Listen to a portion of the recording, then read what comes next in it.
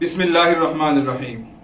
غزوہ احد سن ہجری 7 شوال سنیچر کے روز پیش آیا۔ یہ جنگ مدینہ کے شمال میں احد پہاڑ کے دامن میں لڑی گئی۔ مکہ مدینہ سے جنوب کی طرف ہے، اس حساب سے مکہ سے آنے والے لشکر کا مقابلہ مدینہ سے جنوب کی طرف ہونا چاہیے، لیکن ایسا نہیں ہوا، بلکہ مقابلہ شمال کی طرف ہوا۔ اس کی وجہ یہ ہے کہ مدینہ کی 3 جانب ایسی پتھریلی زمین ہے جہاں سے لشکر کا مدینہ میں داخل ہونا ناممکن تھا۔ گویا یہ 3 جانب پتھریلی زمین مدینہ کے لیے حفاظتی دیوار تھی، صرف شمال کی طرف سے لشکر مدینہ میں داخل ہو سکتا تھا۔ احد پہاڑ بھی مدینہ سے شمال کی طرف ہے، یہ مدینہ ہے اور یہ احد پہاڑ ہے جو مسجد نبوی سے 5.5 کلومیٹر کی دوری پر ہے۔ دامن احد میں جنگ کیسے ہوئی اس کا پورا نقشہ بعد میں سمجھتے ہیں، پہلے اس کی ضروری تفصیلات سن لیں۔ غزوہ بدر کی رسوا کن شکست کو مشرکین مکہ بھلا نہیں پائے اور انہوں نے مسلمانوں پر بھرپور حملہ کرنے کا ارادہ کر لیا۔ اس کے لیے بھرپور تیاری کی۔ 1 سال پورا ہوتے ہوتے قریش کی تیاری مکمل ہو گئی اور 3000 کا لشکر تیار ہو گیا۔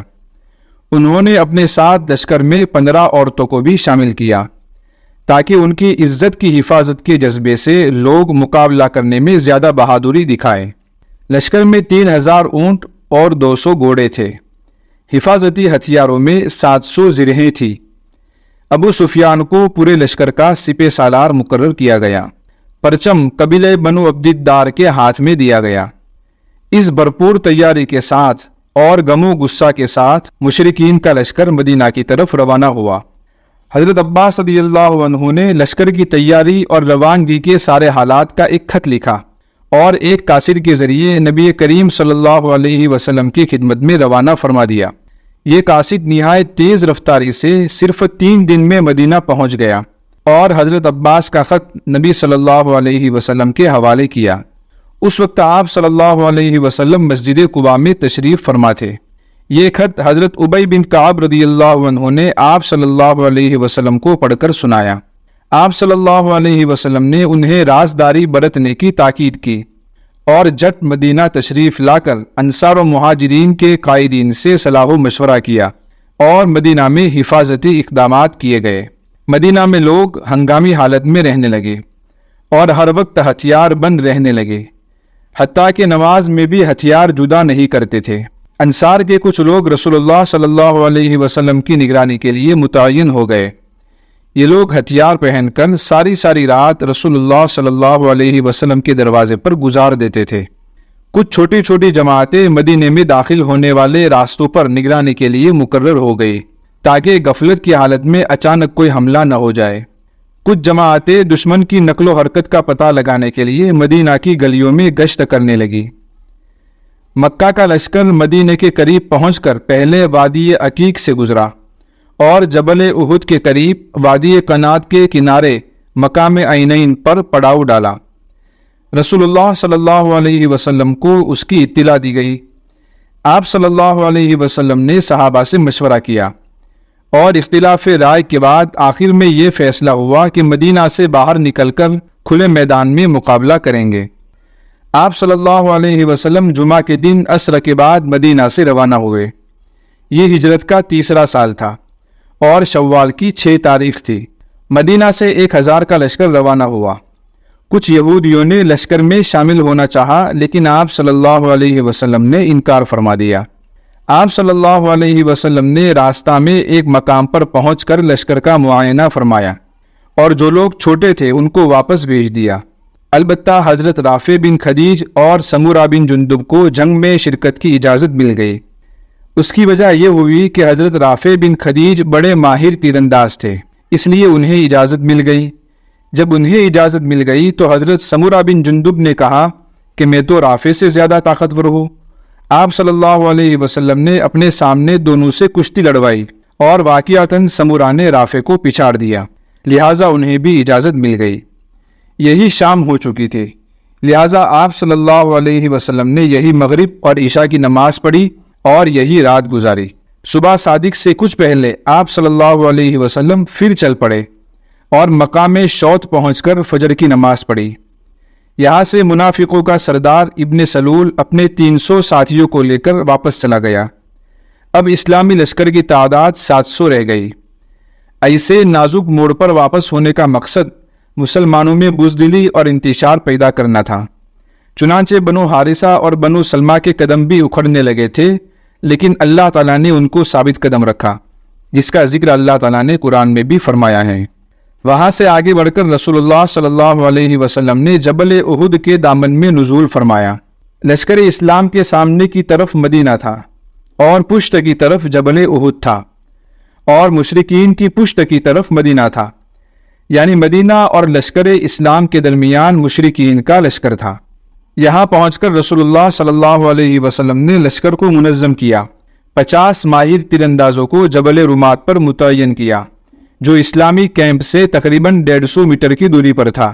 آپ صلی اللہ علیہ وسلم نے ان کو یہ کہہ کر بھیجا تھا کہ ہمارے پیچھے کی جانب سے ہماری حفاظت کرنا اور اپنی جگہ نہ چھوڑنا، چاہے ہم جیت جائیں یا ہماری شکست ہو جائے، ہر حال میں اسی جگہ کھڑے رہنا جب تک کہ میں نہ کہوں۔ ان 50 تیر اندازوں پر حضرت عبداللہ ابن جبیر رضی اللہ عنہ کو امیر بنایا اور ان کو روانہ کیا۔ پھر آپ صلی اللہ علیہ وسلم نے میمنہ پر حضرت منذر بن عمرو کو مقرر کیا اور میسرہ پر حضرت زبیر بن عوام رضی اللہ عنہ کو مقرر کیا، اور حضرت زبیر کو یہ مہم بھی سونپی گئی کہ وہ خالد بن ولید کے شہ سواروں کی راہ روکے رکھیں گے۔ اس کے علاوہ آپ نے لشکر کی کئی صفیں بنائی اور صف کے اگلے حصے میں ایسے بہادر مسلمانوں کو رکھا جو بہادری اور شجاعت میں مشہور تھے۔ خود آپ صلی اللہ علیہ وسلم نے نیچے اوپر 2 زرہیں پہن رکھی تھی۔ اس سے معلوم ہوتا ہے کہ دشمن سے بچنے کے لیے توکل کے ساتھ اسباب اختیار کرنا کتنا ضروری ہے۔ فوج کو ترتیب دینے کے بعد آپ صلی اللہ علیہ وسلم نے اعلان فرمایا کہ جب تک میں نہ کہوں اس وقت تک جنگ شروع نہ کی جائے۔ آپ صلی اللہ علیہ وسلم نے ایسی جنگی حکمت عملی اختیار فرمائی جس سے آپ صلی اللہ علیہ وسلم کی اعلیٰ جنگی ذہانت کا پتہ چلتا ہے۔ مشرکین کے لشکر میں میمنہ پر خالد بن ولید کو رکھا گیا اور ان کو شہ سواروں کا امیر مقرر کیا گیا، اور میسرہ پر اکرمہ بن ابی جہل کو رکھا گیا۔ اس کے بعد دونوں فریق بالکل آمنے سامنے اور قریب آ گئے اور لڑائی کا مرحلہ شروع ہو گیا۔ مشرکین کی صفوں سے طلحہ بن ابی طلحہ عبدری آگے بڑھا۔ یہ شخص قریش کا نہایت بہادر شہ سوار تھا۔ یہ اونٹ پر سوار ہو کر نکلا اور مقابلہ کی دعوت دی۔ اس کی حد سے بڑی ہوئی بہادری کی وجہ سے عام صحابہ مقابلہ کرنے سے پیچھے ہٹے، لیکن حضرت زبیر آگے بڑھے اور ایک لمحہ کی مہلت دیے بغیر چیتے کی طرح جست لگا کر طلحہ کے اونٹ پر جا چڑھے، پھر اسے اپنی پکڑ میں لے کر زمین پر کود گئے اور تلوار سے ذبح کر دیا۔ نبی صلی اللہ علیہ وسلم نے یہ ولولہ انگیز منظر دیکھا تو خوشی سے نعرہ تکبیر بلند کیا اور مسلمانوں نے بھی نعرہ تکبیر لگایا۔ اس کے بعد ہر طرف جنگ کے شعلے بھڑک اٹھے اور پورے میدان میں پرزور مار دھاڑ شروع ہو گئی۔ مشرکین کا پرچم اٹھانے والے ایک کے بعد ایک مرنے لگے اور مسلمان سیلاب کی طرح آگے بڑھتے ہوئے مشرکین پر ٹوٹ پڑے۔ صحابہ کرام بڑی بہادری اور جوش و جذبہ کے ساتھ دشمنوں کی صفوں کو چیر رہے تھے۔ خالد بن ولید نے کئی بار بائیں طرف سے آگے بڑھنے کی کوشش کی، لیکن تیر اندازوں نے انہیں ہر بار پیچھے ہٹنے پر مجبور کیا۔ مشرکین اپنی ساری طاقت لگانے کے باوجود مسلمانوں کے سامنے ٹک نہیں سکے اور ان کے حوصلے پست ہونے لگے۔ مشرکین کا جھنڈا پہلے ہی گر چکا تھا، اس لیے اب وہ پیچھے ہٹنے لگے اور میدان سے بھاگنے لگے، اور انہوں نے پورے سال تک جو خواب دیکھے تھے اور جو منصوبے بنائے تھے وہ سب بھول کر اپنی جان بچانے کی فکر میں ادھر ادھر دوڑنے لگے۔ عورتیں جو ساتھ آئی تھی وہ بھی اس طرح اپنے کپڑے اٹھائے بھاگ رہی تھی کہ ان کی پنڈلیاں نظر آ رہی تھی۔ اس بھگدڑ کے عالم میں مسلمان مشرکین پر تلوار چلاتے اور مال سمیٹتے ہوئے ان کا پیچھا کر رہے تھے۔ پیچھا کرتے کرتے وہ مشرکین کے خیموں تک پہنچ گئے تھے اور مشرکین کو بدر کی طرح شکست فاش ہونے والی تھی کہ عین اس وقت جبل الرمات پر تعینات تیر اندازوں سے ایک غلطی ہوئی۔ جب انہوں نے دیکھا کہ مسلمان جیت گئے ہیں اور مال غنیمت لوٹ رہے ہیں تو وہ بھی اپنی جگہ چھوڑ کر مال غنیمت اکٹھا کرنے کے لیے چلے گئے۔ ان کے امیر حضرت عبداللہ ابن جبیر نے ان کو روکنے کی کوشش کی اور رسول اللہ صلی اللہ علیہ وسلم کا فرمان یاد دلایا، لیکن 50 میں سے 40 تیر انداز وہاں سے چلے گئے۔ اس طرح مسلمانوں کی پشت خالی ہو گئی اور وہاں صرف عبداللہ ابن جبیر رضی اللہ عنہ اور ان کے 9 ساتھی باقی رہ گئے، جو اس عزم کے ساتھ اپنے مورچوں پر ڈٹے رہے کہ یا تو انہیں اجازت دی جائے گی یا وہ اپنی جان قربان کر دیں گے۔ خالد بن ولید جو اس سے پہلے 3 بار اس مورچے کو سر کرنے کی کوشش کر چکے تھے، اس مناسب موقع سے فائدہ اٹھاتے ہوئے نہایت تیزی سے چکر کاٹ کر اسلامی لشکر کی پشت پر جا پہنچے اور چند لمحوں میں عبداللہ ابن جبیر رضی اللہ عنہ اور ان کے ساتھیوں کا صفایا کر کے مسلمانوں پر پیچھے سے ٹوٹ پڑے۔ ان کے شہ سواروں نے ایک نعرہ بلند کیا جس سے بھاگنے والے مشرکین کو اس نئی صورتحال کا علم ہو گیا اور بھاگتے ہوئے مشرکین نے پلٹ کر مسلمانوں پر دھاوا بول دیا۔ اب مسلمان آگے اور پیچھے دونوں طرف سے گھیرے میں آ چکے تھے۔ یہ مسلمانوں کے لیے بڑا ہی مشکل وقت تھا۔ اس وقت رسول اللہ صلی اللہ علیہ وسلم صرف 9 صحابہ کی جماعت کے ساتھ مسلمانوں کے لشکر کے پیچھے تشریف فرما تھے۔ آپ صلی اللہ علیہ وسلم نے خالد بن ولید کے شہ سواروں کو دیکھتے ہی نہایت بلند آواز سے صحابہ کرام کو پکارا، اللہ کے بندو ادھر دیکھو۔ یہ آواز سن کر مشرکین کو معلوم ہو گیا کہ آپ صلی اللہ علیہ وسلم یہاں موجود ہے، لہٰذا مشرکین کی ایک جماعت مسلمانوں سے پہلے آپ صلی اللہ علیہ وسلم کے پاس پہنچ گئی اور آپ صلی اللہ علیہ وسلم مشرکین کے نرغے میں آ گئے۔ اس وقت کچھ مسلمان اپنی جان بچانے کے لیے ادھر ادھر بھاگنے لگے۔ ان میں سے کچھ تو بھاگ کر مدینے میں چلے گئے اور کچھ پہاڑ کے اوپر چڑھ گئے۔ بہت سے لوگ حیران و سرگردہ تھے، ان کی سمجھ میں نہیں آ رہا تھا کہ کدھر جائیں۔ اسی دوران کسی نے پکارا کہ محمد قتل کر دیے گئے ہیں۔ اس سے رہا سہا ہوش بھی جاتا رہا۔ اکثر لوگوں کے حوصلے ٹوٹ گئے، لیکن کچھ ایسے بھی صحابہ تھے جنہوں نے آخر تک مقابلہ جاری رکھا۔ یہ مقابلہ تو صفوں میں ہو رہا تھا، پیچھے رسول اللہ صلی اللہ علیہ وسلم کے ارد گرد بھی خون ریز معرکہ آرائی جاری تھی۔ رسول اللہ صلی اللہ علیہ وسلم 7 انصار اور 2 قریشی صحابہ کے ہمراہ الگ تھلگ رہ گئے تھے۔ مشرکین بالکل قریب آ چکے تھے۔ ان کو دور ہٹانے میں ایک ایک کر کے 7 انصار صحابہ شہید ہو گئے۔ اب کفار کے نرغے میں صرف آپ صلی اللہ علیہ وسلم اور 2 مہاجر صحابہ تھے، حضرت طلحہ بن عبید اللہ اور حضرت سعد بن ابی وقاص رضی اللہ عنہما۔ یہ لمحہ رسول اللہ صلی اللہ علیہ وسلم کی زندگی کے لیے نہایت ہی نازک ترین لمحہ تھا، جبکہ مشرکین کے لیے انتہائی سنہرا موقع تھا۔ اور حقیقت یہ ہے کہ مشرکین نے اس موقع سے فائدہ اٹھانے میں کوئی کوتاہی نہیں کی۔ انہوں نے نبی صلی اللہ علیہ وسلم پر تابڑ توڑ حملہ جاری رکھا اور چاہا کہ آپ صلی اللہ علیہ وسلم کا کام تمام کر دے۔ اسی حملے میں عتبہ بن ابی وقاص نے آپ صلی اللہ علیہ وسلم کو پتھر مارا، جس سے آپ صلی اللہ علیہ وسلم پہلو کے بل گر گئے اور آپ کا داہنا نچلا رباعی دانت ٹوٹ گیا اور نچلا ہونٹ بھی زخمی ہو گیا۔ عبداللہ ابن شہاب نے آگے بڑھ کر آپ صلی اللہ علیہ وسلم کی پیشانی زخمی کر دی۔ ایک اور بدنصیب عبداللہ ابن قمیہ نے لپک کر آپ صلی اللہ علیہ وسلم کے کندھے پر ایسی سخت تلوار ماری کہ آپ صلی اللہ علیہ وسلم 1 مہینے سے زیادہ عرصے اس کی تکلیف محسوس کرتے رہے۔ البتہ آپ صلی اللہ علیہ وسلم کی دوہری زراح نے تلوار کا وار روک دیا۔ اس کے بعد اس نے پہلے ہی کی طرح پھر ایک زوردار تلوار ماری جو آنکھ سے نیچے رخسار کی ابھری ہوئی ہڈی پر لگی۔ آپ نے سر پر کھود پہن رکھا تھا، اس وار سے کھود کی 2 کڑیاں چہرے کے اندر دھس گئی۔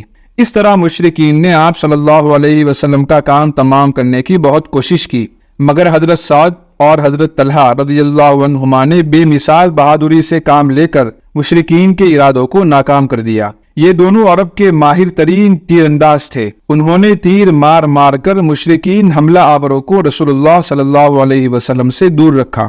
یہ سارا حادثہ چند لمحات کے اندر اندر بالکل اچانک اور نہایت تیز رفتاری سے پیش آ گیا۔ تھوڑی ہی دیر میں دوسرے صحابہ لڑائی کی صف سے آپ صلی اللہ علیہ وسلم کے پاس جمع ہونا شروع ہو گئے۔ سب سے پہلے ابو بکر صدیق رضی اللہ عنہ آپ کے پاس پہنچے، ان کے بعد حضرت ابو عبیدہ بن جراح پہنچے۔ جب حضرت ابو بکر صدیق رضی اللہ عنہ نے دیکھا کہ کھود کی 2 کڑیاں آنکھ کے نیچے رخسار میں دھس چکی ہیں تو انہوں نے نکالنا چاہا۔ ابو عبیدہ نے کہا، اللہ کا واسطہ دیتا ہوں مجھے نکالنے دیجیے۔ چنانچہ دونوں کڑیاں حضرت ابو عبیدہ رضی اللہ عنہ نے نکالی اور 2 کڑیاں نکالنے میں ان کے 2 دانت گر گئے۔ پھر انہی نازک ترین لمحات کے دوران رسول اللہ صلی اللہ علیہ وسلم کے پاس جانباز صحابہ کی ایک جماعت بھی پہنچ گئی۔ ادھر مشرکین کی تعداد بھی لمحہ بلمحہ بڑھتی جا رہی تھی، جس کے نتیجے میں ان کے حملے سخت ہوتے جا رہے تھے اور ان کا دباؤ بڑھتا جا رہا تھا، یہاں تک کہ رسول اللہ صلی اللہ علیہ وسلم ایک گڑھے میں جا گرے، جس سے آپ صلی اللہ علیہ وسلم کی گھٹنے میں موچ آ گئی۔ حضرت علی رضی اللہ عنہ نے آپ کا ہاتھ تھاما اور طلحہ بن عبید اللہ نے، جو خود بھی زخموں سے چور تھے، آپ صلی اللہ علیہ وسلم کو آغوش میں لیا۔ تب آپ صلی اللہ علیہ وسلم برابر کھڑے ہو سکے۔ مشرکین کے حملوں کے سامنے صحابہ نے بڑی ثابت قدمی سے مقابلہ کیا اور محبت و وفاداری اور بہادری کی مثالیں قائم کر دی۔ آپ صلی اللہ علیہ وسلم کے پاس تقریباً 30 صحابہ جمع ہو گئے تو آپ صلی اللہ علیہ وسلم نے پہاڑ کی گھاٹی کی طرف ہٹنا شروع کیا اور دشمنوں کو ہٹاتے ہوئے پہاڑ کی گھاٹی میں پہنچ گئے، اور باقی لشکر بھی وہاں آپ صلی اللہ علیہ وسلم کے پاس آ گیا۔ جب رسول اللہ صلی اللہ علیہ وسلم گھاٹی میں پہنچ گئے تو مشرکین نے پہاڑ پر چڑھنے کی کوشش کی، لیکن صحابہ نے اور خصوصاً حضرت سعد رضی اللہ عنہ کے تیروں نے ان کو واپس جانے پر مجبور کر دیا۔ یہاں سے ناکام ہو کر مشرکین واپس ہونے لگے، اور جاتے جاتے ابو سفیان نے کہا کہ آج کا دن جنگ بدر کے دن کا بدلہ ہے اور اب برابری ہو گئی۔ حضرت عمر رضی اللہ عنہ نے جواب میں کہا کہ برابری نہیں ہوئی، کیونکہ ہمارے مقتولین جنت میں ہیں اور تمہارے مقتولین جہنم میں۔ جب مشرکین روانہ ہونے لگے تو آپ صلی اللہ علیہ وسلم نے حضرت علی رضی اللہ عنہ کو روانہ کیا اور فرمایا کہ مشرکین کے پیچھے پیچھے جاؤ اور دیکھو کہ وہ کیا کر رہے ہیں اور ان کا کیا ارادہ ہے۔ اگر انہوں نے گھوڑے پہلو میں رکھے ہو اور اونٹوں پر سوار ہو تو ان کا ارادہ مکہ کا ہے، اور اگر گھوڑوں پر سوار ہو اور اونٹ ہانک کر لے جائے تو مدینے کا ارادہ ہے۔ پھر فرمایا، اس ذات کی قسم جس کے ہاتھ میں میری جان ہے، اگر انہوں نے مدینے کا ارادہ کیا تو میں مدینے جا کر ان سے 2 ہاتھ کروں گا۔ حضرت علی رضی اللہ عنہ نے جا کر دیکھا تو انہوں نے گھوڑے پہلو میں رکھے تھے، اونٹوں پر سوار تھے۔ مشرکین کی واپسی کے بعد مسلمان اپنے شہیدوں اور زخمیوں کی کھوج خبر لینے کے لیے فارغ ہو گئے۔ رسول اللہ صلی اللہ علیہ وسلم نے خود بھی شہداء کا معائنہ فرمایا اور فرمایا کہ میں ان لوگوں کے حق میں گواہ رہوں گا۔ حضرت حنظلہ رضی اللہ عنہ کی لاش غائب تھی۔ تلاش کے بعد ایک جگہ اس حالت میں ملی کہ زمین سے اوپر تھی اور اس سے پانی ٹپک رہا تھا۔ رسول اللہ صلی اللہ علیہ وسلم نے صحابہ کو بتلایا کہ فرشتے انہیں غسل دے رہے ہیں۔ رسول اللہ صلی اللہ علیہ وسلم نے اپنے چچا حضرت حمزہ کا حال دیکھا تو سخت غمگین ہوئے۔ حضرت ابن مسعود رضی اللہ عنہ کا بیان ہے کہ رسول اللہ صلی اللہ علیہ وسلم حضرت حمزہ رضی اللہ عنہ پر جس طرح روئے، اس سے بڑھ کر روتے ہوئے ہم نے آپ صلی اللہ علیہ وسلم کو کبھی نہیں دیکھا۔ آپ صلی اللہ علیہ وسلم نے ان کو قبلے کی طرف رکھا، پھر ان کے جنازے پر کھڑے ہوئے اور اس طرح روئے کہ آواز بلند ہو گئی۔ کچھ صحابہ نے اپنی شہداء کو مدینہ میں منتقل کر لیا تھا۔ آپ صلی اللہ علیہ وسلم نے انہیں حکم دیا کہ اپنے شہیدوں کو واپس لا کر ان کی شہادت گاہوں میں دفن کرے۔ آپ صلی اللہ علیہ وسلم 2 3 شہیدوں کو ایک ہی قبر میں دفن فرما رہے تھے اور 2 آدمیوں کو ایک ہی کپڑے میں اکٹھا لپیٹ دیتے تھے۔ شہداء کی تدفین سے فارغ ہو کر رسول اللہ صلی اللہ علیہ وسلم نے مدینے کا رخ فرمایا۔ راستے میں بنو دینار کی ایک خاتون ملی جس کے شوہر، بھائی اور والد تینوں شہید ہو چکے تھے۔ جب انہیں ان لوگوں کی شہادت کی خبر دی گئی تو کہنے لگی کہ رسول اللہ صلی اللہ علیہ وسلم کا کیا حال ہے؟ لوگوں نے کہا کہ اللہ کے نبی زندہ ہیں۔ خاتون نے کہا کہ ذرا مجھے دکھلا دو، میں بھی آپ کو دیکھ لوں۔ لوگوں نے انہیں اشارے سے بتلایا۔ جب ان کی نظر آپ صلی اللہ علیہ وسلم پر پڑی تو بے ساختہ پکار اٹھی، کل مصیبت بعدک جلل، آپ کے بعد ہر مصیبت ہلکی ہے۔ پھر راستے میں حضرت سعد بن معاذ رضی اللہ عنہ کی والدہ آپ کے پاس دوڑتی ہوئی آئی۔ ان کے ایک صاحبزادے عمرو بن معاذ شہید ہو گئے تھے۔ آپ صلی اللہ علیہ وسلم نے ان کو تسلی دی اور صبر کی تلقین کی تو وہ کہنے لگی، جب میں نے آپ کو صحیح سالم دیکھ لیا تو اب میرے لیے ہر مصیبت ہلکی ہے۔ آپ صلی اللہ علیہ وسلم اسی دن یعنی کہ سنیچر کے دن شام کو مدینہ پہنچے۔ اس جنگ میں 70 صحابہ شہید ہوئے اور مشرکین کے مقتولین کی تعداد ایک روایت کے مطابق 22 ہے، لیکن بعض محققین نے 37 مقتولین کا اندازہ لگایا ہے۔